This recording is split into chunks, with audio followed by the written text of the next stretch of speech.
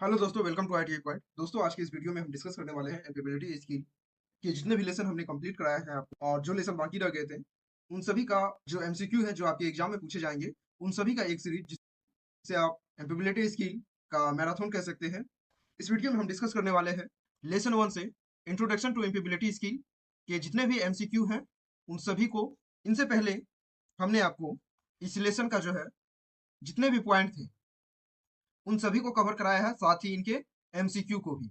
इसी तरह हमने जो लेसन नंबर 2 था, 3 था, 4, 5, 6, 7, 8, इन सभी का भी जितने पॉइंट दिए गए थे सभी पॉइंट को डिस्कस किया। उसके बाद जो है इनके एमसीक्यू को भी हमने डिस्कस किया था।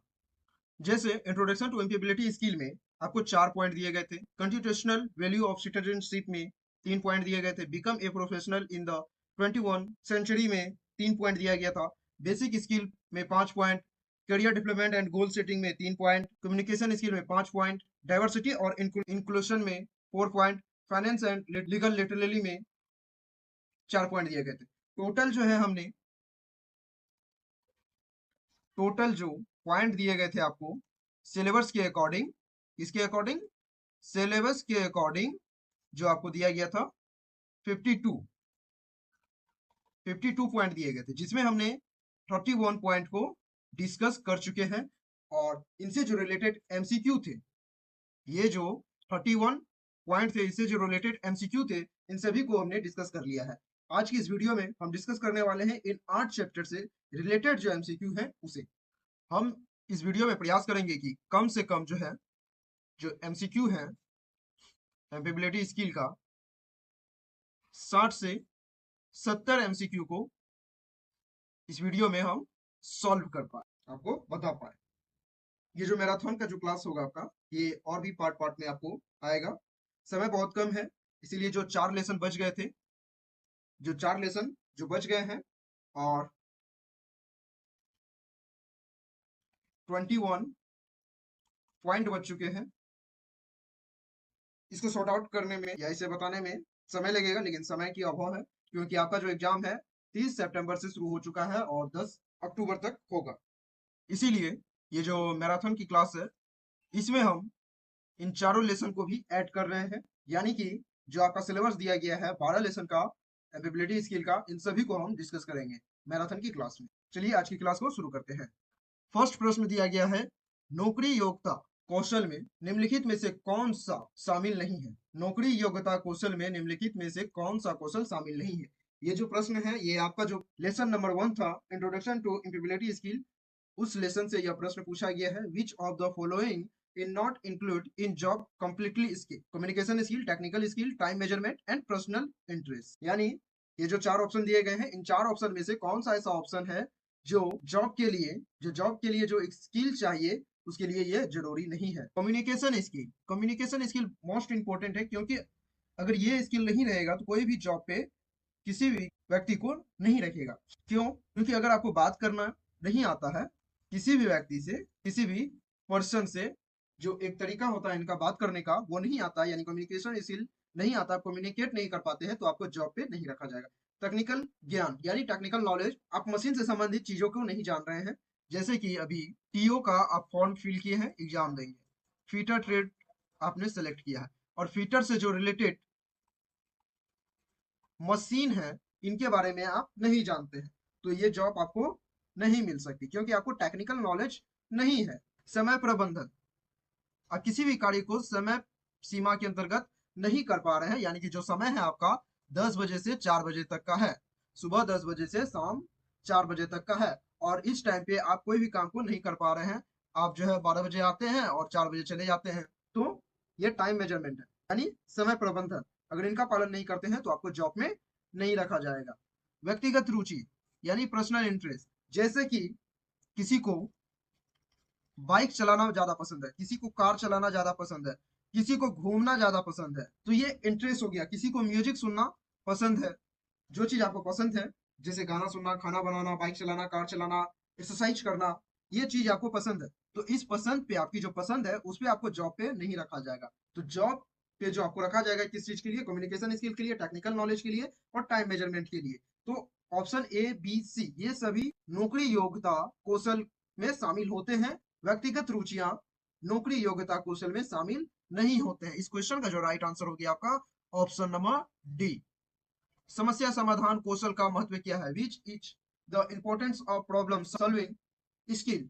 यह केवल तकनीकी कार्यों में मदद करता है, यह चुनौतियों का सामना करने में सहायता करता है, यह केवल रचनात्मक से संबंधित है, यह केवल व्यक्तिगत विकास के लिए है। समस्या समाधान कौशल का जो महत्व है, यह आपको विभिन्न परिस्थिति में जो चैलेंज आपके सामने आता है, जो चुनौती आपके सामने आता है, उसको फेस करने के लिए, उसके सामना करने के लिए, उससे लड़ने के लिए मदद करता है, सहायता करता है। तो समस्या समाधान कौशल का महत्व क्या है? यह चुनौतियों का सामना करने में सहायता करता है। Its help is facing challenge. इस क्वेश्चन का राइट आंसर हो गया option number B. Team work का मुख्य उद्देश्य क्या है? टीम वर्क का मुख्य उद्देश्य क्या है? What is the main purpose of team work? व्यक्तिगत सफलता प्राप्त करने के लिए, समूह के लक्ष्य को पूरा करने के लिए, समय बचाना, सामाजिक नेटवर्किंग। इस क्वेश्चन का जो राइट आंसर है ऑप्शन नंबर बी, समूह के लक्ष्य को पूरा करना। टीम वर्क को जो आपको दिया जाता है, जैसे कि सेवन पर्सन का यानी 7 लोगों का एक टीम बनाया गया है और प्रोजेक्ट को कंप्लीट करने के लिए, किस चीज को कंप्लीट करने के लिए?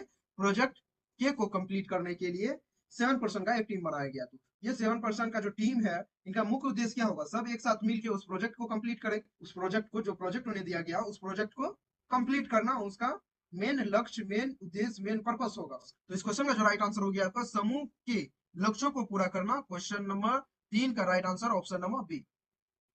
आत्म प्रेरणा का क्या महत्व है? दूसरों से प्रभावित करना, अपने लक्ष्य को प्राप्त करने में मदद करना, बस समय पर काम खत्म करना, बस जीवन के व्यक्तिगत पहलुओं के उपयोगी होना। आत्म प्रेरणा का क्या महत्व है? आत्म प्रेरणा का जो महत्व है, अपने लक्ष्य को प्राप्त करने में मदद करना, यानी helping to achieve your goal. यानी जिस चीज को आप अचीव करना चाहते हैं, जो गोल आपने बनाया है, जो लक्ष्य आपने निर्धारित किया है, उसको प्राप्त करने के लिए आत्म प्रेरणा का जरूरत होता है, उसका इंपॉर्टेंस होता है। तो सेल्फ मोटिवेशन क्या है? आपके अपने लक्ष्य को प्राप्त करने में मदद करता है। इस क्वेश्चन का right answer option number B.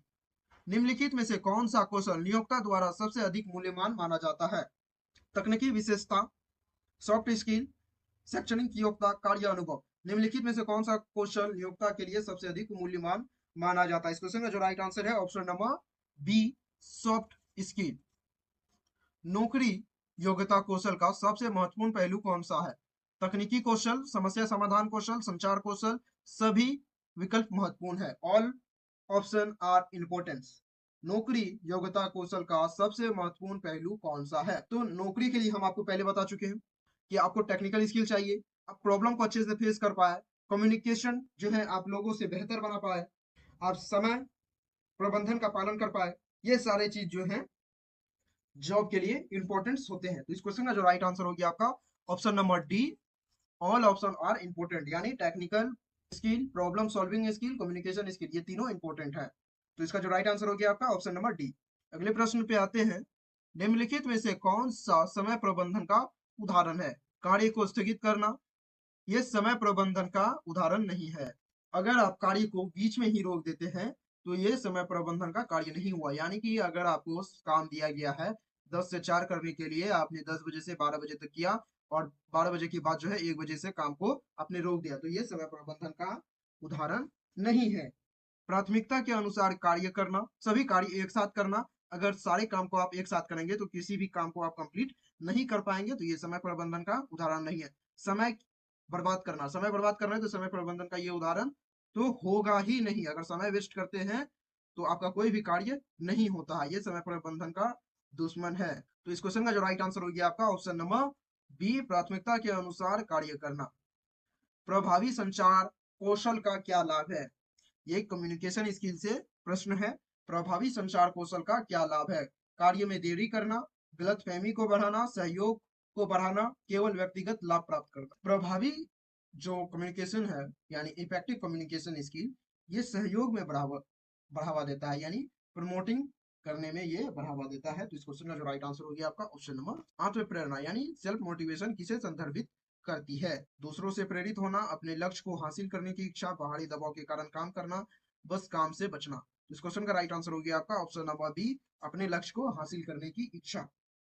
नौकरी की खोज में सबसे महत्वपूर्ण कौशल क्या है? What is most important skill in job search? शैक्षणिक योग्यता, नेटवर्किंग कौशल, केवल तकनीकी कौशल, व्यक्तिगत नौकरी खोजने के लिए, ठीक है। आप क्या कर रहे हैं, जॉब को सर्च कर रहे हैं। तो जॉब को अगर सर्च कर रहे हैं तो इसके लिए क्या चीज का इंपॉर्टेंट ज्यादा है, मान के चलिए किसी कंपनी में, किसी कंपनी में आपका कोई फ्रेंड या रिलेटिव रहता है, तो आपको उस कंपनी में जॉब करना है, तो क्या करेंगे आप, सबसे पहले उस कंपनी के बारे में डिटेल जानेंगे कि वो कंपनी क्या है, उनका वर्क क्या है, उसमें जो एम्प्लॉय है उसे किस चीज की फैसिलिटी मिलती है, बेनिफिट मिलता है, उनका जो है वेतन, जो सैलरी है वो कितना है, ये जानेंगे। उनके बाद जो है उनसे क्या आप जानने की इच्छा करेंगे कि वहां पे जो जॉब है किस क्वालिफिकेशन या किस चीज के, वहां जो जॉब आपको मिलेगी या वहां जो जॉब दिया जाता है उनकी क्वालिफिकेशन और स्किल क्या चाहिए, वहां पे जो वैकेंसी आई है उसमें कितने सीट बची हुई है। तो ये चीज जानने के बाद आप उस कंपनी में जो है अप्लाई करेंगे या उस कंपनी में जाके आप जॉब मांगेंगे। बहुत सारे जो प्राइवेट कंपनियां होती है, जो प्राइवेट कंपनी होती है वो एचआर एचआर के थ्रू या फिर आपके जो आईटीआई होते हैं वो आईटीआई इंस्टीट्यूट के तहत स्टूडेंट को जॉब प्रेफर करती है। तो वहां जो आप जा रहे हैं तो किसी न किसी चीज से कनेक्ट होके जा रहे हैं, एचआर से कनेक्ट होके आप जाते हैं या अपने आईटीआई के इंस्ट्रक्टर जो हैं, जो सर हैं, जो आपके सीनियर हैं, उनके थ्रू आप कंपनी में जाते हैं। तो ये क्या चीज होगी, आपका नेटवर्किंग। अगर आप लोगों से अच्छे से कनेक्ट कर पाते हैं, उनसे जानकारी ले पाते हैं, उनके थ्रू कहीं जॉब के लिए आप जा रहे हैं, तो नेटवर्किंग स्किल कहलाता है। नेटवर्किंग स्किल को आप कई तरीके से परिभाषित कर सकते हैं। अभी के टाइम में नेटवर्किंग जो है अलग जोन में चल रहा है। अगर इसका सही इस्तेमाल किया जाए तो देश जो है डेवलप की ओर बहुत जल्दी बढ़ने लगेगा। नौकरी की जो खोज है इसमें सबसे महत्वपूर्ण कौशल की जो आवश्यकता होती है वो होती है नेटवर्किंग कौशल। इस क्वेश्चन का जो राइट आंसर होगी आपका ऑप्शन नंबर बी। भारतीय संविधान के अनुसार नागरिकता का सबसे महत्वपूर्ण आधार क्या है, ये सेकेंड लेसन से ये प्रश्न है। आपका जो सेकेंड लेसन था कॉन्स्टिट्यूशन वैल्यू सिटीजनशिप, उससे ये प्रश्न है। भारतीय संविधान के अनुसार नागरिकता का सबसे प्रमुख आधार क्या है, धर्म। नागरिकता के लिए धर्म जो है, जो रिलीजन है, ये आधार नहीं है। जन्म, शिक्षा, व्यवसाय, व्यवसाय भी नहीं है, शिक्षा भी नहीं है, इनका क्या है, जन्म। क्वेश्चन का जो राइट आंसर हो गया आपका ऑप्शन नंबर बी। भारतीय संविधान में नागरिकों के कर्तव्य का उल्लेख किस अनुच्छेद में किया जाता है, ऑप्शन में दिए गए हैं अनुच्छेद 14। अनुच्छेद 14 का जो प्रयोग किया जाता है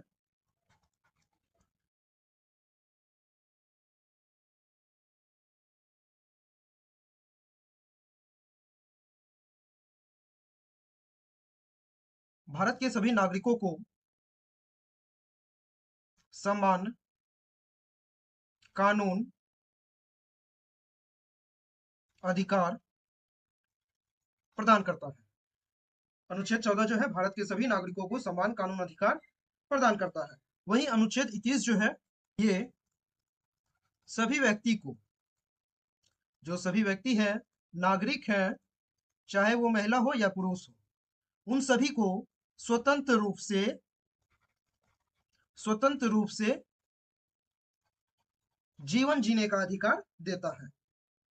और अनुच्छेद 51 ए, आर्टिकल 51 ए, ये जो है मौलिक कर्तव्य, आर्टिकल 50 ए मौलिक कर्तव्यों का व्याख्या करता है, यानी उल्लेख करता है। प्रश्न में देखिए तो कर्तव्य का उल्लेख जो है किस अनुच्छेद में किया जाता है, तो अनुच्छेद 51 ए में किया जाता है। और आर्टिकल 32 में, आर्टिकल 32 में जो मौलिक अधिकार है, जो मौलिक कर्तव्य है, इनका संरक्षण करता है। समझ गए यहाँ पे। अनुच्छेद 14 भारत के सभी नागरिक को समान कानून का अधिकार प्रदान करता है, चाहे, और अनुच्छेद 21 जो है सभी व्यक्ति को, सभी नागरिक को स्वतंत्र रूप से जीवन जीने का अधिकार देता है।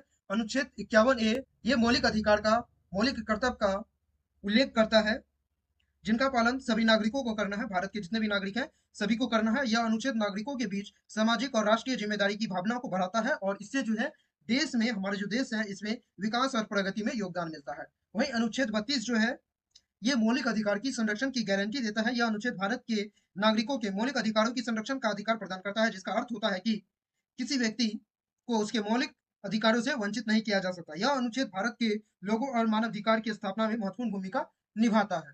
तो भारतीय संविधान में नागरिक के कर्तव्यों का उल्लेख किस अनुच्छेद में किया जाता है? तो अनुच्छेद जो आर्टिकल है 51A इसमें किया जाता है। इस क्वेश्चन का right answer option number C. निम्नलिखित में से कौन सा अधिकार भारतीय नागरिकों को प्राप्त नहीं है? अभिव्यक्ति की स्वतंत्रता, समानता का अधिकार, संपत्ति का अधिकार, विदेशी नागरिकों के लिए मतदान। भारतीय नागरिकों को जो अधिकार है, जो राइट्स है, वो अभिव्यक्ति की स्वतंत्रता, समानता का अधिकार, संपत्ति का अधिकार, ये तीनों है। लेकिन विदेशी नागरिक के लिए मतदान करने का अधिकार नहीं है। भारतीय नागरिकों के लिए मतदान करने का अधिकार है। हमारे जो देश भारत में जो चुनाव होते हैं उनके लिए सिर्फ भारत के लोग ही मतदान करते हैं, विदेशी आके मतदान नहीं करते हैं। उसी तरह से हम विदेश में अगर जाते हैं तो वहाँ की अगर हम नागरिकता नहीं लेते हैं तब तक हमें वहाँ की मतदान करने यानी कि वोटिंग देने का अधिकार नहीं मिलता है। तो इस क्वेश्चन का जो राइट आंसर है ऑप्शन नंबर डी, विदेशी नागरिकों के लिए मतदान करना। भारतीय नागरिकता अधिनियम कब लागू हुआ था? भारतीय नागरिकता अधिनियम जो है ये जो लागू किया गया था 1955 ईस्वी में किया गया था। इस क्वेश्चन का राइट आंसर हो गया ऑप्शन नंबर सी। अगला जो प्रश्न है, निम्नलिखित में से कौन सा विकल्प एक रोजगार योग्यता कौशल है? Which of following option is an employability skill? ये जो लेसन था आपका इंट्रोडक्शन टू एम्प्लॉयबिलिटी स्किल, इसमें सारा चीज को हम पहले ही आपको बता चुके हैं कि जॉब के लिए क्या क्या स्किल की रिक्वायर होती है। आपका जो ऑप्शन दिया गया है, good interview skill, good communication skill, digital skill, of this. आपको ये तीन स्किल की तो रिक्वायर हो रहती ही है, साथ में आपको टेक्निकल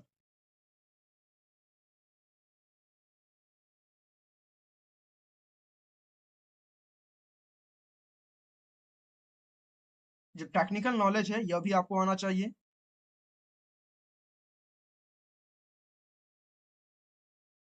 टाइम मैनेजमेंट ये भी आपको करना आना चाहिए।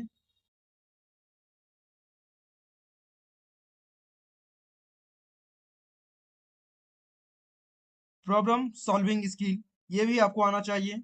और आपके पास जो है एकेडमिक क्वालिफिकेशन यानी कि उस जॉब के लिए कितनी क्वालिफिकेशन चाहिए ये भी आपके पास होना चाहिए। तो इतने सारी चीज की जरूरत होती है जॉब के लिए। और भी बहुत सारी चीज हैं जिसका हम एक्सप्लेन आपको इस लेसन को पढ़ा रहे थे जब, तभी हम बता चुके थे। एम्प्लॉयबिलिटी स्किल का जो फर्स्ट लेसन है आपका इंट्रोडक्शन टू एम्प्लॉयबिलिटी स्किल, उसे आप जरूर देख लीजिए क्योंकि उससे जो है कम से कम 5 से 6 प्रश्न आपको देखने के लिए जरूर मिलेगा एग्जाम में। इस क्वेश्चन का जो राइट आंसर हो गया आपको option number D, all of this. 21वीं सदी में पेशेवर बनने के लिए सबसे महत्वपूर्ण कौशल कौन सा है? ये जो प्रश्न है लेसन नंबर 3 से है, become a professional in 21 century. आपको प्रश्न पूछा गया है 21वीं सदी में पेशेवर बनने के लिए सबसे महत्वपूर्ण कौशल कौन सा है? टेक्निकल स्किल, शारीरिक शक्ति, भाषा ज्ञान, केवल शैक्षणिक योग्यता। 21वीं सदी में अगर आपको पेशेवर बनना है तो इसके लिए सबसे इंपॉर्टेंट जो स्किल होता है वो होता है फिजिकल स्ट्रेंथ यानी शारीरिक शक्ति। मोस्ट इंपॉर्टेंट ये होता है। अगर यहाँ ऑप्शन में आपको ऑल ऑफ दिस दिया जाता है और ये 4 ऑप्शन में से कोई भी 3 ऑप्शन देखिए, चौथा ऑप्शन जो है आपको ऑल ऑफ दिस दिया जाता है, तो और आप जो है ऑल ऑफ दिस में टिक कीजिएगा। अगर ऑल ऑफ दिस यहाँ नहीं दिया गया है और ये 4 ऑप्शन आपको दिए गए हैं सिर्फ, तो उसमें जो शारीरिक शक्ति है यानी फिजिकल स्ट्रेंथ आपको दिया गया है, तो आप फिजिकल स्ट्रेंथ में मार्क कीजिएगा क्योंकि इसका जो राइट आंसर हो जाएगा आपका इन सभी ऑप्शन से जो ज्यादा इंपॉर्टेंट रहता है वो शारीरिक शक्ति का रहता है। क्वेश्चन नंबर 16 का right answer option number B. Team work का सबसे बड़ा लाभ क्या है? Biggest advantage of team work यानी कि टीम वर्क जो वर्क करते हैं उसमें सबसे बड़ा एडवांटेज, सबसे बड़ा लाभ क्या है? प्रोजेक्ट है, 7 लोगों की टीम है। कितने? 7 लोग की यानी 7 पर्सन या 7 एम्प्लॉय इसमें वर्क कर रहे हैं इस प्रोजेक्ट को कंप्लीट करने के लिए। तो वो जो काम कर रहे हैं एक टीम के साथ मिलके, तो उनका सबसे बड़ा जो लाभ है वो क्या है? व्यक्तिगत लाभ। व्यक्तिगत लाभ नहीं होगा क्योंकि यहाँ पे टीम वर्क किया जा रहा है यानी जो समूह में वर्क किया जा रहा है, तो सभी को अलग अलग सफलता नहीं मिल सकती। सफलता मिलेगी तो पूरे टीम को मिलेगी। तो ऑप्शन नंबर ए भी नहीं होगा।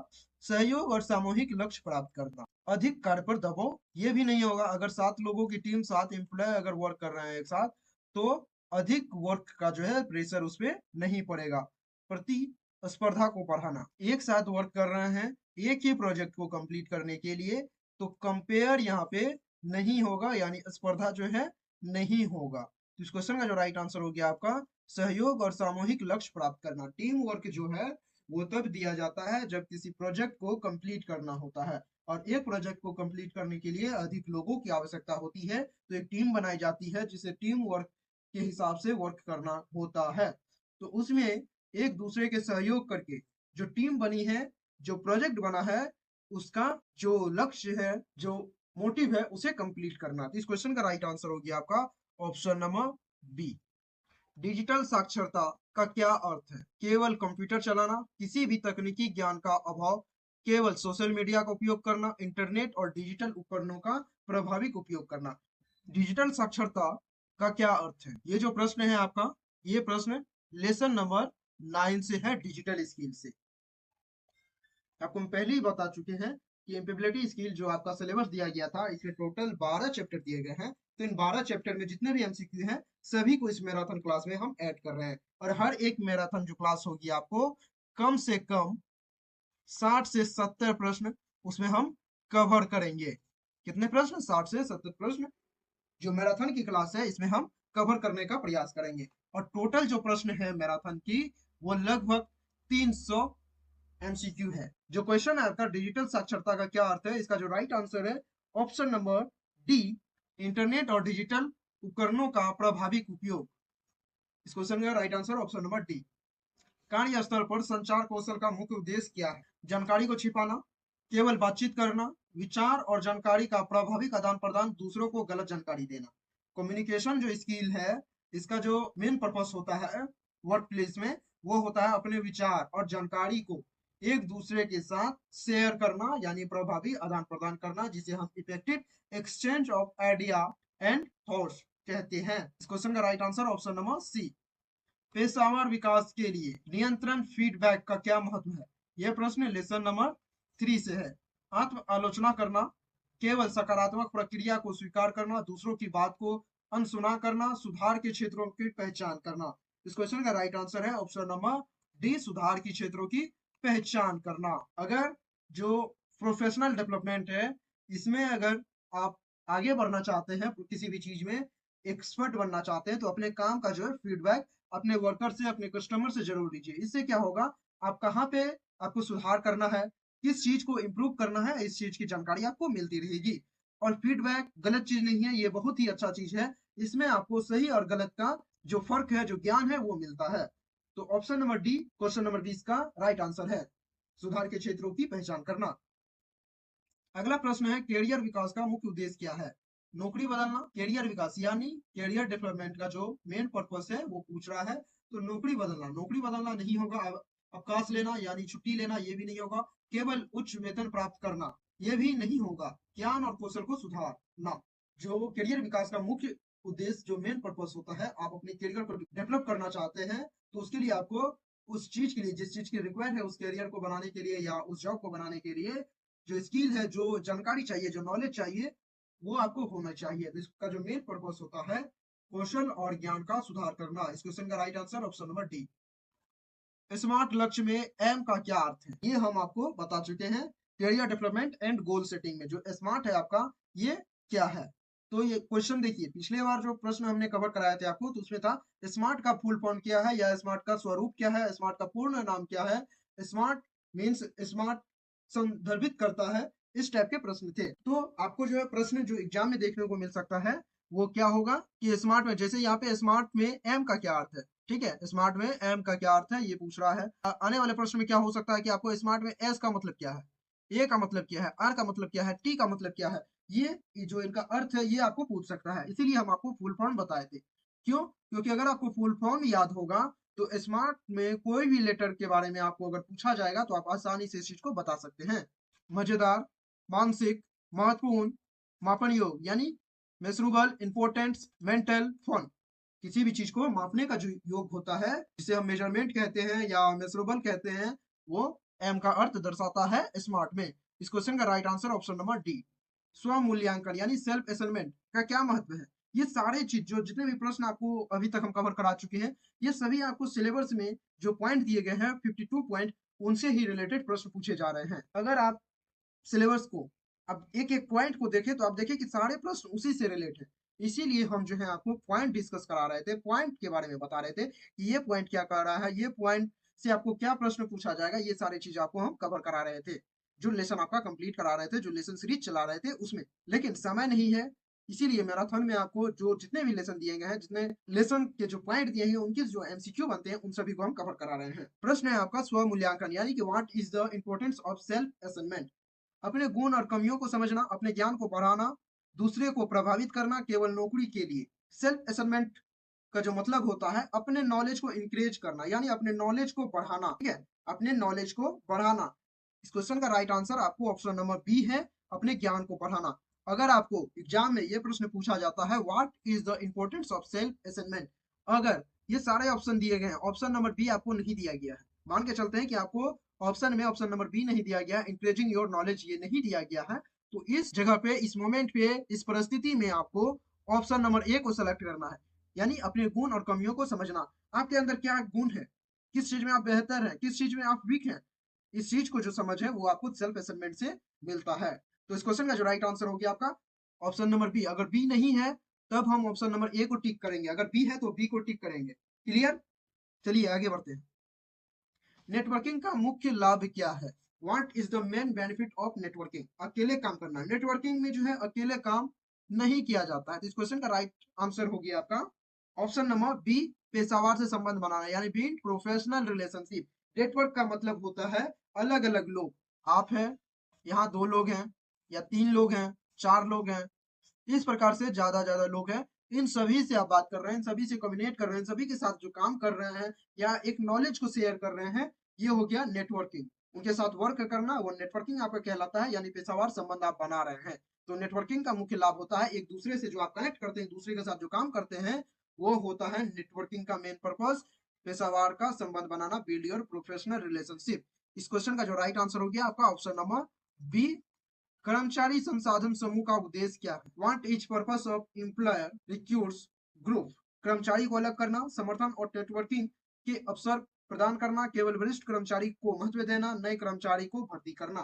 कर्मचारी संसाधन समूह का उद्देश्य क्या है? कर्मचारी संसाधन समूह का जो उद्देश्य है समर्थन और नेटवर्किंग के अवसर प्रदान करना, यानी provide support and knowledge opportunity. इस क्वेश्चन का राइट आंसर हो गया आपका ऑप्शन नंबर डी। विविधता और समावेशन के लिए नेतृत्व की प्रतिबद्धता का क्या महत्व है? कोई महत्व नहीं है, यह केवल टेक्नोलॉजियम को बढ़ावा देता है, यह समग्र प्रयास को सशक्त बनाता है, यह कर्मचारी संतोष को कम करता है। विविधता और समावेशन का जो नेतृत्व किया जाता है वो इसलिए किया जाता है ताकि यह जो इन्वायरमेंट है वर्क प्लेस का वो बनाए रखे, यानी समग्र प्रयास को सशक्ति बनाना। इस क्वेश्चन का राइट आंसर हो गया आपका ऑप्शन नंबर सी, विविधता और समावेशन यानी डाइवर्सिटी एंड इंक्लूजन। ये लेसन नंबर 7 से है, ये जो प्रश्न थे दोनों प्रश्न ये लेसन नंबर 7 से है। विविधता और समावेशन की एक चुनौती क्या हो सकती है? सभी का सम्मान होना, परिवर्तन का विरोध, सभी को रोजगार देना, उच्चतम प्रदर्शन। जो डाइवर्सिटी और इंक्लूजन को चैलेंज जो मिल सकता है, यानी चैलेंज जो कर सकता है, वो है परिवर्तन का विरोध, यानी आप चेंज करना चाह रहे हैं किसी चीज को लेकिन उस चीज का विरोध हो रहा है। Question number B right option. ये जो प्रश्न है इंग्लिश इज डैश लैंग्वेज, अंग्रेजी एक डैश भाषा है। ये जो प्रश्न है, ये जो क्वेश्चन है आपको लेसन नंबर 4 से है, बेसिक इंग्लिश स्किल से। अंग्रेजी जो है, जो इंग्लिश है, इंग्लिश इज डैश लैंग्वेज, यानी common, day, night, evening, evening शाम, नाइट डे, नाइट रात, डे दिन। कॉमन जो है सामान्य, अंग्रेजी क्या है? एक सामान्य भाषा है। जिस तरह से हिंदी एक सामान्य भाषा है, इसी तरह से अंग्रेजी भी एक सामान्य भाषा है। इस क्वेश्चन का जो राइट आंसर है ऑप्शन नंबर ए, कॉमन। हम अपने विचारों और भावनाओं को डैश के माध्यम से साझा कर। यह प्रश्न कम्युनिकेशन स्किल से है, लेसन नंबर 6 से। संचार, पढ़ना, देखना, सुनना। हम अपने विचार को, भावना को, जो आइडियाज हैं, जो थॉट्स हैं, जो हम महसूस कर रहे हैं, जो फीलिंग हमारी, उसको हम जो शेयर करते हैं वो करते हैं किस चीज से? कम्युनिकेशन से। Option number A right option. एक औपचारिक पत्र का उपयोग डैश उद्देश्य के लिए किया जाता है, ये प्रश्न लेसन नंबर 5 से है, career development and goal setting से। उब्रो आधिकारिक मित्रता लड़ाई। एक औपचारिक पत्र यानी एक प्रोफेशनल लेटर जो होता है उसका मेन पर्पस होता है ऑफिशियल वर्क, यानी एक औपचारिक पत्र का जो डैश उद्देश्य होगा वो होगा आधिकारिक उद्देश्य। इस क्वेश्चन का right answer option number B. चिल्लाना दर्शाता है कि हम गुस्से में, बहुत धीरे धीरे बात करना दर्शाता है कि हम थके हुए हैं या नींद में। गैर मौखिक संचार का कौन सा हिस्सा हमें इसे समझने में मदद करता है? यह लेसन नंबर 6 से प्रश्न है, कम्युनिकेशन स्किल। मुस्कुराहट, हाथ की हरकत, आवाज का लहजा, आंखों की हरकत। अगर हम चिल्ला के बात करें किसी भी व्यक्ति से तो उसे जो वो महसूस करेगा, वो जो एब्जॉर्ब करेगा, वो क्या करेगा कि हम उसे गुस्से में बात, हम किसी से धीरे धीरे बात कर रहे हैं तो वो जो महसूस करेगा, ये जो एब्जॉर्ब करेगा कि हम थके हुए हैं या नींद में हैं या हमें रेस्ट चाहिए। ये जो चीजें हैं जो दर्शा रहा है गुस्सा, थके हुए या नींद में, ये किस चीज को समझाने के लिए? गैर मौखिक संचार का या कौन सा हिस्सा समझाने का प्रयत्न कर रहा है? ये प्रयत्न कर रहा है, ये जो प्रयास कर रहा है, ये जो दर्शा रहा है वो क्या दर्शा रहा है?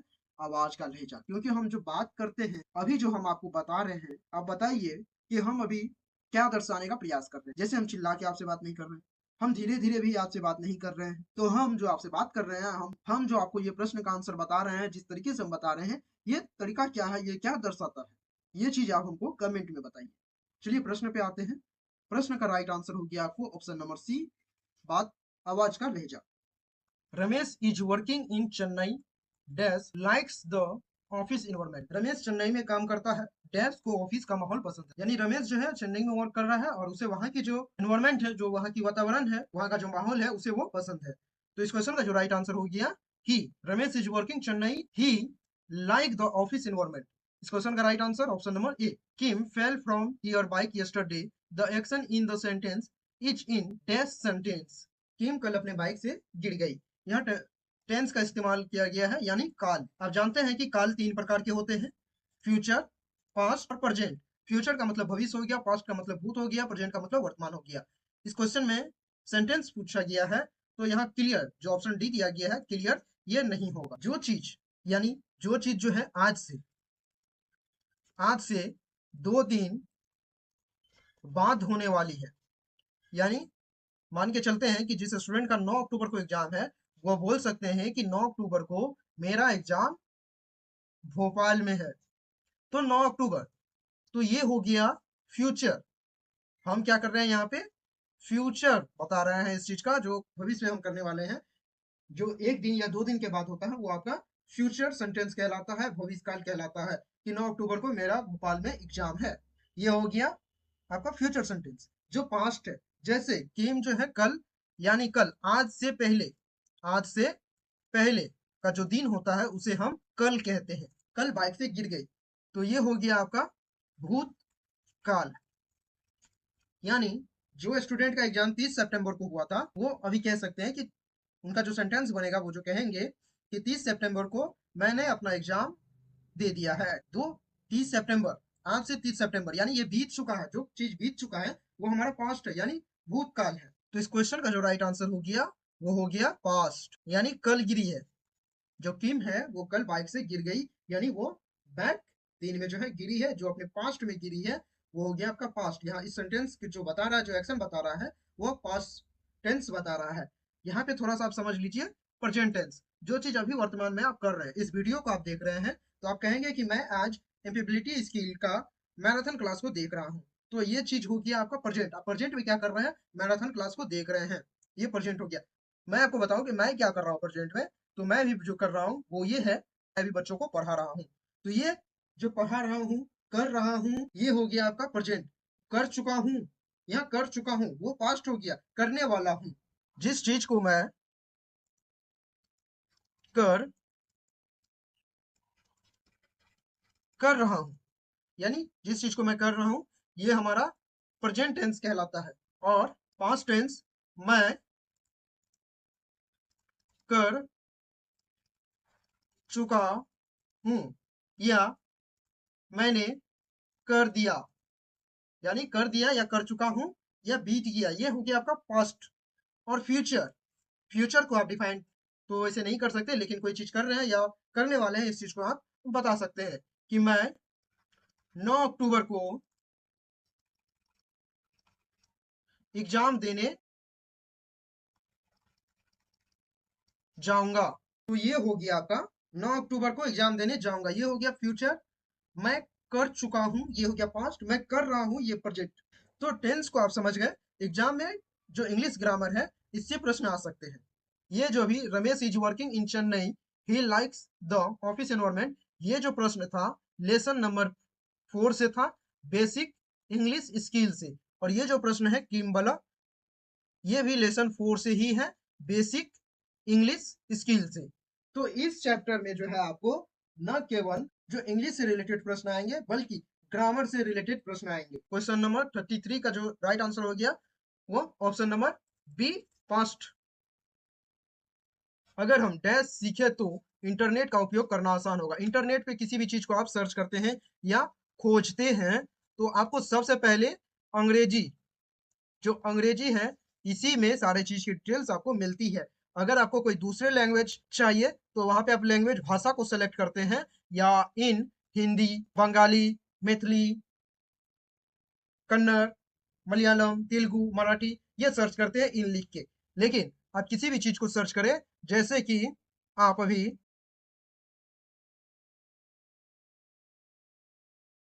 फाइनेंशियल लिटरेली को सर्च करते हैं तो ये आपको इंग्लिश में आएगा। लेकिन इसी चीज को अगर आप इन हिंदी इन हिंदी सर्च करते हैं तो ये हिंदी में इनके डिटेल्स आएंगे।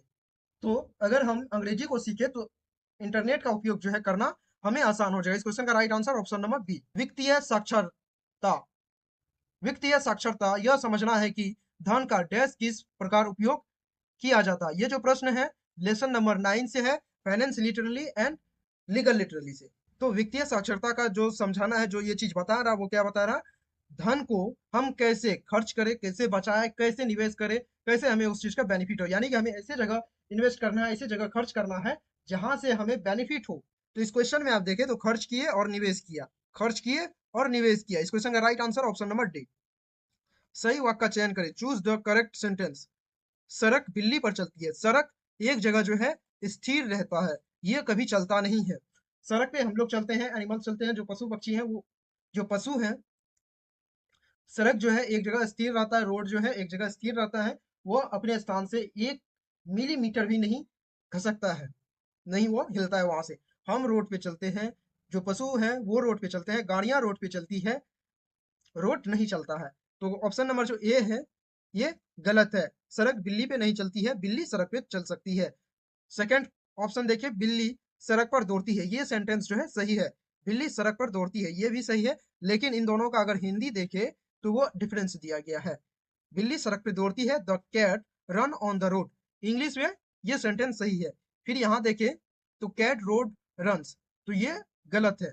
फिर डी ऑप्शन देखे तो run on the road cat, ये भी ऑप्शन गलत है।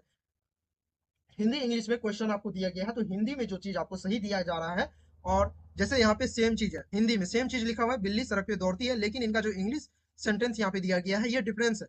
तो इन अगर ऐसा सिचुएशन आपके पास आता है तो इंग्लिश में आप देखें कि कौन सा सेंटेंस सही है, उस सेंटेंस को आप टिक करें। जैसे कि यहाँ पे ऑप्शन नंबर बी सही है। इस क्वेश्चन का right answer option number B. जब हम डैश करते हैं तो हमारी भावनाओं को सुन सकते हैं और हमारी चेहरे की भाव देख सकते हैं। जब हम डैश करते हैं तो लोग हमारी भावनाओं को सुनते हैं और हमारे चेहरे की भाव देख सकते हैं, सुनते हैं। यानी कि अगर हम किसी चीज को बोल रहे हैं तभी लोग उस चीज को सुनेंगे, और जिस चीज को हम बोल रहे हैं उस चीज की भावना को, फीलिंग को वो समझ सकते हैं, और हमारे चेहरे की जो भाव है, एक्सप्रेशन है, उस चीज को वो समझ सकते हैं। तो इस क्वेश्चन का राइट आंसर हो गया स्पीक, यानी बोलना, option number A right option. जब आप किसी से कुछ पूछते हैं तो वो डैश होता है। जब हम किसी से कुछ पूछते हैं तो वो डैश होता है। अगर हम किसी से कोई चीज पूछ रहे हैं, जैसे कि अभी हम आपसे पूछते हैं आपका जो एग्जाम सेंटर है कहाँ है, ये प्रश्न हो गया। आपका एग्जाम सेंटर कहाँ है, हम आपसे पूछ रहे हैं कि आपका जो एग्जाम सेंटर है कहाँ है, या आपकी तैयारी कैसी है, ये प्रश्न हो गया। प्रश्न पूछते हैं, हम किसी से कुछ भी पूछ रहे हैं तो उसे क्या कर रहे हैं, प्रश्न पूछ रहे हैं। इस क्वेश्चन का right answer option number C, question. समूह चर्चाओं से हमें डैश मिलती है, और अधिक जानकारी बड़ी समस्या का समाधान, समस्या पैदा करे, बहुत ए बी। हम समूह में चर्चा कर रहे हैं, यानी कि ग्रुप डिस्कशन कर रहे हैं, तो इससे हमें क्या जानकारी मिलती है। हम ग्रुप में डिस्कशन करते हैं तो हमें किसी भी मुद्दे, किसी भी चीज के बारे में हम पूछते हैं तो उसके बारे में अधिक जानकारी हमें मिलती है।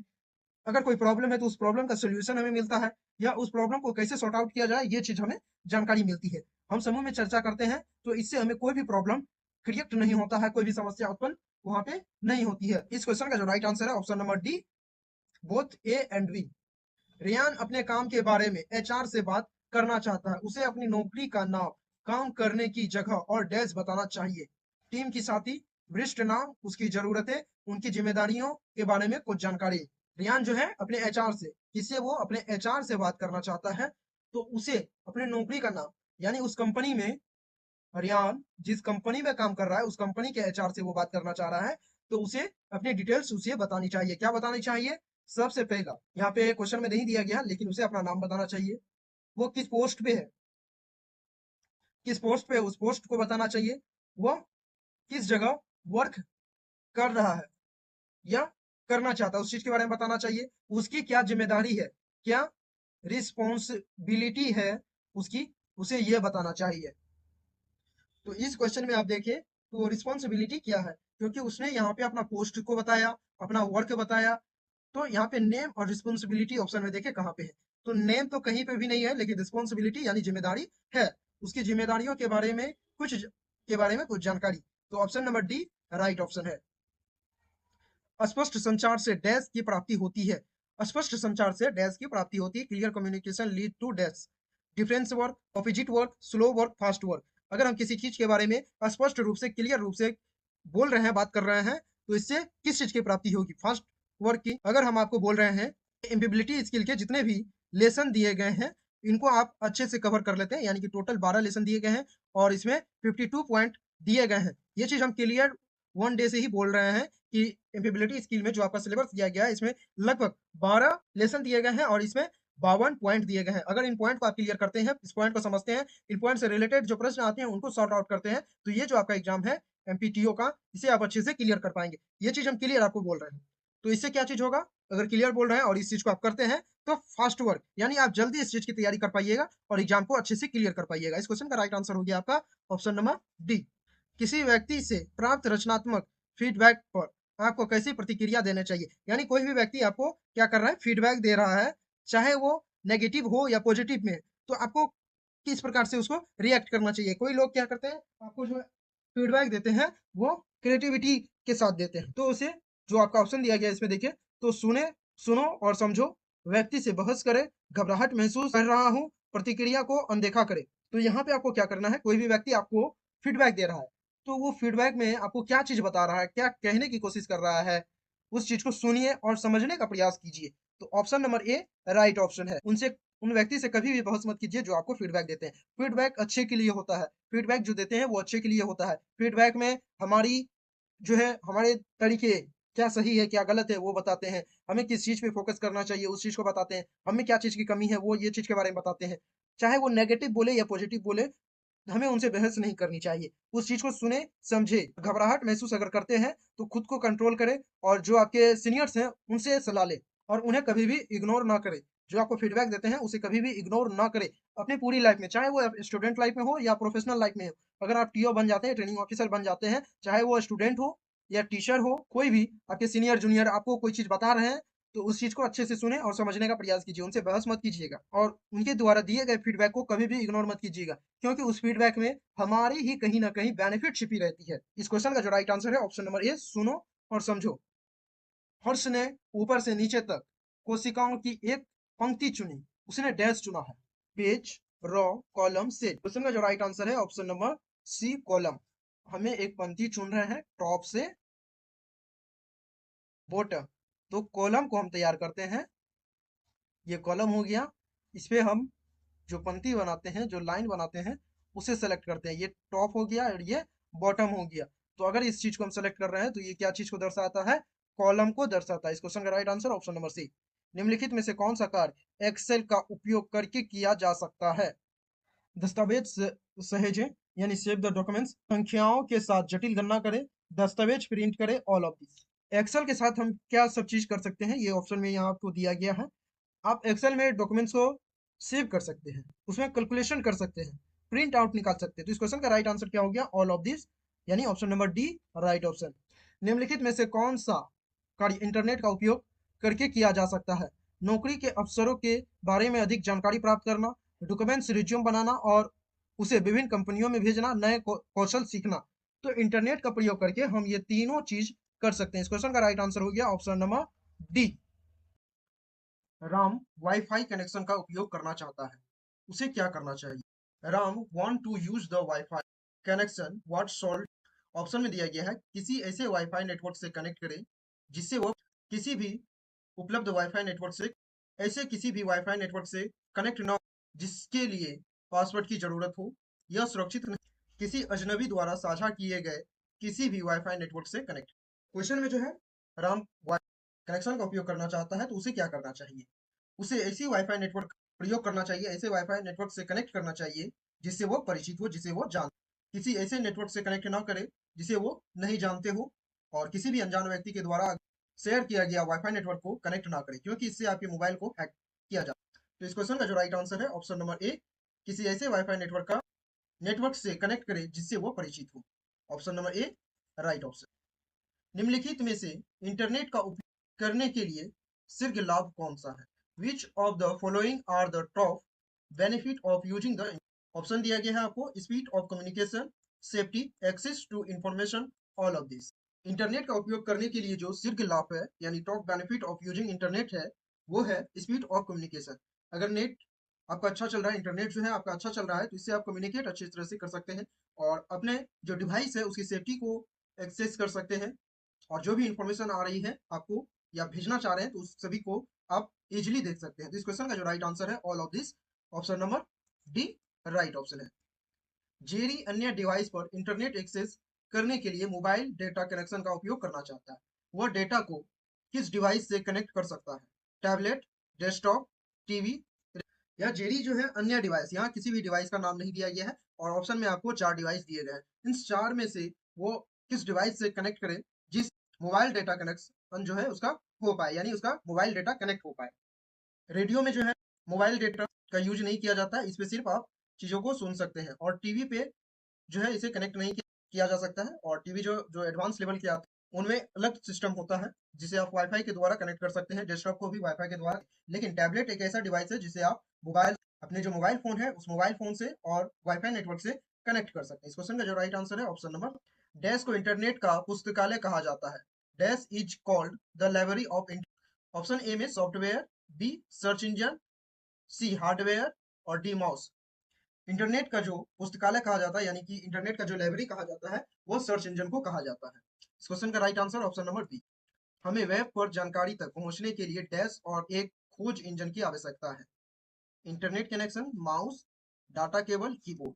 अगर हम कोई भी चीज़ वेबसाइट पे सर्च कर रहे हैं, अपने लैपटॉप पे, डेस्कटॉप पे या मोबाइल फ़ोन पे किसी भी चीज़ को हम सर्च करते हैं, तो एक वेब की जानकारी तक पहुँचने के लिए हमें सबसे पहले किसी भी चीज़ को सर्च करने से पहले अपने फ़ोन का जो है डाटा कनेक्शन को कनेक्ट करना होता है, यानी कि इंटरनेट कनेक्शन हमें करना होता है। तभी हम किसी भी चीज़ को सर्च कर पाएँगे और किसी भी वेब की जानकारी को एक्सेस कर पाएँगे। इस क्वेश्चन का जो राइट आंसर है option number A, internet connection.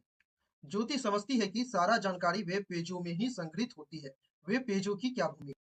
ज्योति जो है समझती है कि सारा जो जानकारी है वेब पेजों में ही समाहित होती है, संग्रहित होती है। तो वेब पेज की जो है भूमिका क्या है? वेब पेज एक सर्च इंजन की तरह काम करता है, वेब पेज लाइब्रेरी की तरह काम करता है, वेब पेज इंटरनेट की तरह काम करता है, इनमें से वेब पेज जो है एक लाइब्रेरी की तरह काम करता है, जैसे कि हम पिछले क्वेश्चन में देख चुके हैं। इस क्वेश्चन का जो राइट आंसर है option number B, web page library की तरह काम करता है। Web page act as a library. Maya Germany की राजधानी ढूंढना चाहती है, वह जानकारी खोजने के लिए निम्नलिखित में से किस सर्च इंजन का उपयोग कर सकती है? गूगल, बिंग या इन सभी, ऑल ऑफ दिस। ये सभी जो है ऐप है, एक वेबसाइट है, इस पे आप किसी भी चीज को सर्च कर सकते हैं।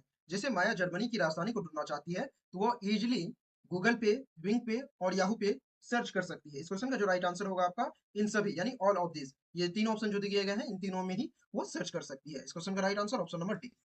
सर्च इंजन को यह बताने के लिए कि उसे क्या खोजना है, सही शब्द का इस्तेमाल करना बहुत जरूरी है। इन्हें कीवर्ड, वेब पृष्ठ, वेबसाइट, इंटरनेट।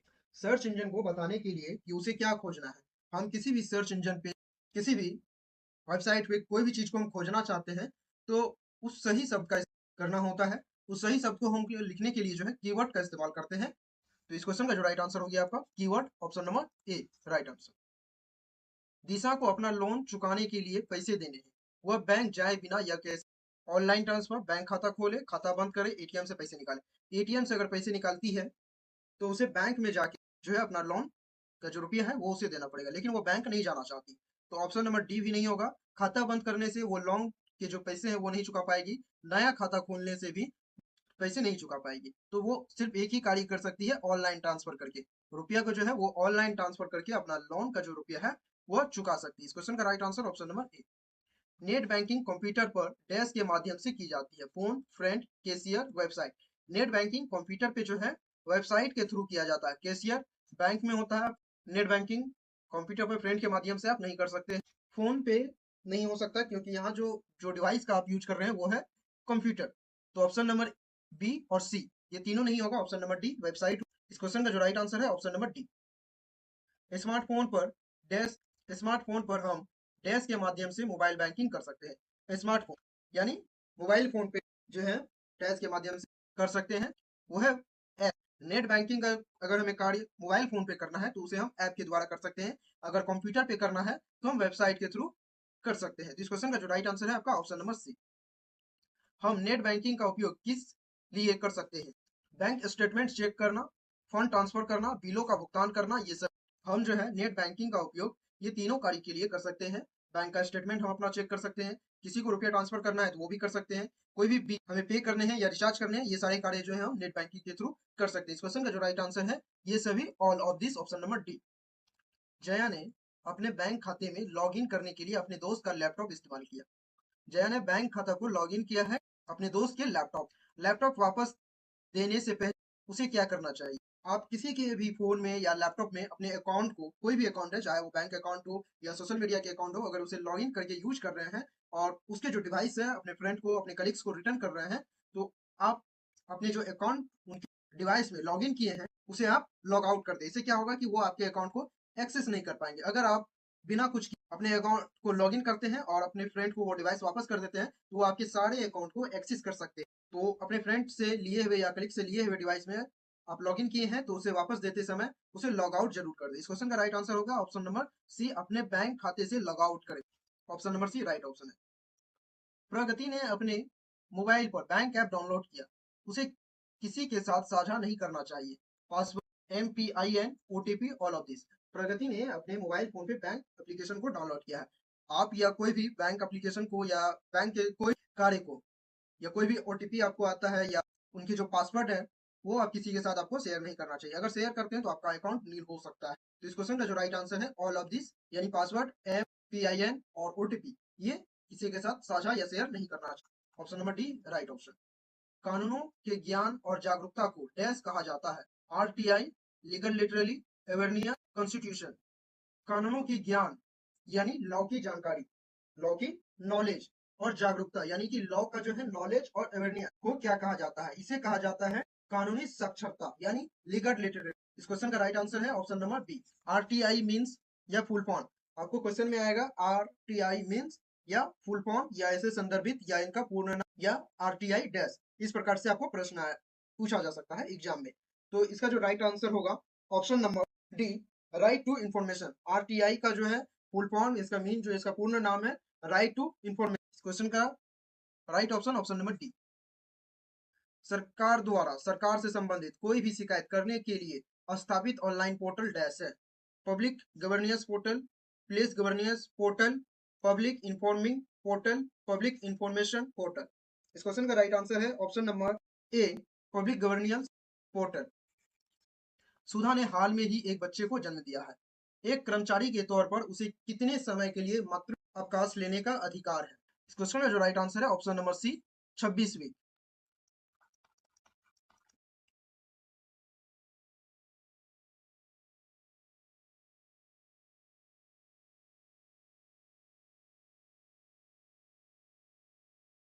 सुधा जो है लगभग 26 वीक का जो है यानी 26 सप्ताह का वो छुट्टी ले सकती है एक कर्मचारी के तौर पे, और ये लगभग होता है 182 दिन और 6 मंथ की वो छुट्टी ले सकती है। इस क्वेश्चन का right answer option number C. Paul को अभी अभी नौकरी मिली है और उसे अपना रोजगार पत्र मिला, उसे इस ध्यान से पढ़ना चाहिए और हस्ताक्षर करना चाहिए क्योंकि यह एक डैश है। Certificate, legal bending documents, mark card, poster. किसी को भी नौकरी मिलती है और उसे जो रोजगार पत्र मिलता है, उसे ध्यान से पढ़ना चाहिए और उसपे जो सिग्नेचर करते समय उसे ध्यान से देखना चाहिए, और क्योंकि वो जो है एक लीगल बाइंडिंग डॉक्यूमेंट्स होता है जिसे एलबीडी कहा जाता है। इस क्वेश्चन का राइट आंसर है ऑप्शन नंबर बी। भौतिक शरीर और यौन अंग जिसके साथ हम पैदा होते हैं वे व्यक्ति के डैश को संदर्भित करते हैं, जेंडर, सेक्स, एज, बायोडाटा। इस क्वेश्चन का राइट आंसर है option number B, sex. Dash एक विश्वास विचार है जो सत्य नहीं हो सकता। एक ऐसा विचार और विश्वास जिसे लोग मानते हैं लेकिन वो सही नहीं होता, उसे हम स्टीरियोटाइप यानी रूढ़िवादी कहते हैं। इस क्वेश्चन का राइट आंसर है ऑप्शन नंबर सी। जो लोग एक लिंग में पैदा होते हैं लेकिन वे जानते हैं कि वे दूसरे लिंग के हैं, वे डैश हैं, ट्रांसपर्सन। इस क्वेश्चन का जो राइट आंसर है ऑप्शन नंबर ए, ट्रांसपर्सन। हालांकि रूपा अपने काम में अत्यधिक कुशल है, फिर भी उसका प्रबंधन यानी उसका जो मैनेजर है अधिकांश क्षेत्र यात्रा संबंधित परियोजना, जो क्षेत्र है यानी फील्ड वर्क जो है, फील्ड वर्क और ट्रैवलिंग वर्क जो होता है उससे संबंधित जो परियोजना है यानी प्रोजेक्ट है वो रमेश को देता है। यह डैश का उदाहरण हो सकता है। रूपा जो है एक फीमेल है और रमेश जो है एक मेल है, और वर्क यहाँ पे जो है वो है फील्ड और ट्रैवल। फील्ड और ट्रैवल का जो वर्क है उसका मैनेजर रूपा को नहीं देके रमेश को देता है, जबकि रूपा जो है वो इस चीज में अत्यधिक कुशल है यानी कि वो इस चीज को आसानी से कर सकती है, लेकिन उसका मैनेजर जो है रमेश को देता है। इस क्वेश्चन में आप देखें तो एक फीमेल और एक मेल है। फीमेल उस चीज को अच्छे से हैंडल कर सकती है लेकिन उसे नहीं दिया जाता है। मेल जो उसे कम कुशल है उसे इस चीज को दिया जाता है। तो मैनेजर यहाँ पे साफ तौर पे देख रहा है कि वो मेल और फीमेल कर रहा है, यानी कि वो स्टेरियोटाइप के हैं, यानी रूढ़िवादी, कि इस काम को जेंट्स ही करे और इस काम को लेडीज ही करे। तो इस क्वेश्चन का राइट आंसर हो गया आपका ऑप्शन नंबर। प्रश्न संख्या 68 जो है ये आपका लेसन नंबर 7 से है, डाइवर्सिटी एंड इंक्लूजन से। इस चीज में हम ये जो एग्जाम्पल दिया गया है इसको अच्छे से हम एक्सप्लेन किए हैं। आप एक बार लेसन नंबर 7 को जरूर देख लीजिएगा। इस क्वेश्चन का जो राइट आंसर हो गया आपका ऑप्शन नंबर ए, स्टेरियोटाइप। कार्यस्थल एक ऐसी जगह है जहां अलग अलग पृष्ठभूमि के कर्मचारियों को काम पर रखा जाता है और वे सुरक्षित और सम्मानजनक माहौल में काम करते हैं।